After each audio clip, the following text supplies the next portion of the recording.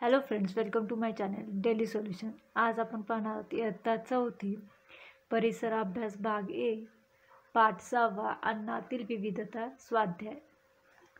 Please like, share and subscribe. थोडक्यात उत्तरे लिहा। 1. गव्हापासून कोणकोणते अन्नपदार्थ बनवले जातात? गव्हापासून, गव्हाच्या चिकापासून व गव्हाच्या पिठापासून विविध पदार्थ बनवले जातात। गव्हापासून लापशी, शिरा, खीर इत्यादी गोड पदार्थ बनवले जातात। गव्हाच्या पिठापासून पोळी, पुरी, पराठा इत्यादी पदार्थ बनवले जातात। गव्हाच्या चिकापासून पापड, कुरडई इत्यादी वाळवून तळण्याचे पदार्थ बनवले जातात। विविध प्रकारच्या खाद्यतेलांची नावे लिहा।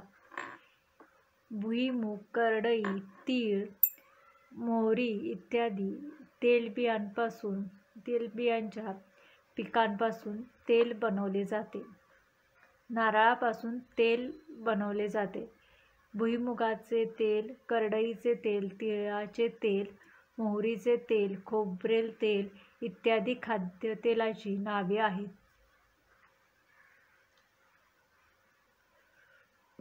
तुमच्या गावी तयार केला जाणारा विशेष अन्नपदार्थ कोणता? हा अन्नपदार्थ कशापासून बनवला जातो? आमच्या गावी तयार केला जाणारा विशेष अन्नपदार्थ तांदळाची खीर। हा पदार्थ मुख्यतः तांदूळ, गूळ या पदार्थापासून होतो। याशिवाय या अन्नपदार्थात वेलची, काजू, बदाम, बेदाणे इत्यादी पदार्थही वापरले जातात। गटात न बसणाऱ्या अन्नपदार्थाभोवती गोल करा। गटात तो न बसण्याचे कारण लिहा।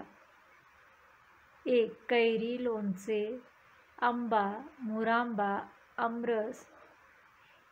आंबा, कारण आंबा हा मूळ अन्न घटक आहे। कैरी, लोणचे, मुरांबा, आमरस हे प्रक्रिया करून तयार झालेले पदार्थ आहेत। 2. पुलाव, पराठा, दहीभात, बिर्याणी।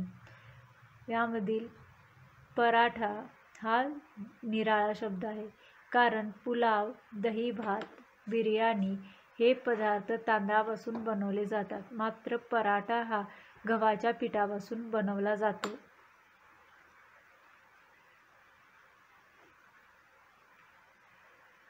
3. म्हैसूर पाक, पुरणपोळी, थालीपीठ, झुणका भाकर। यातील म्हैसूर पाक हा निराळा शब्द आहे।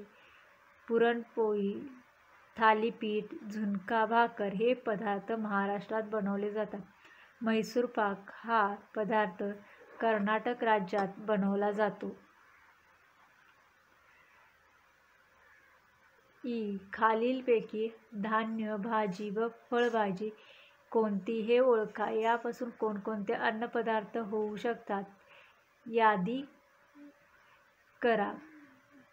कणीस, भोपळा, गवार।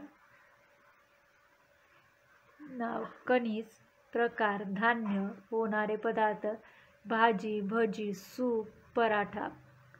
भोपळा फळभाजी, भाजी, भरीत, गारगे। गवार भाजी केली जाते।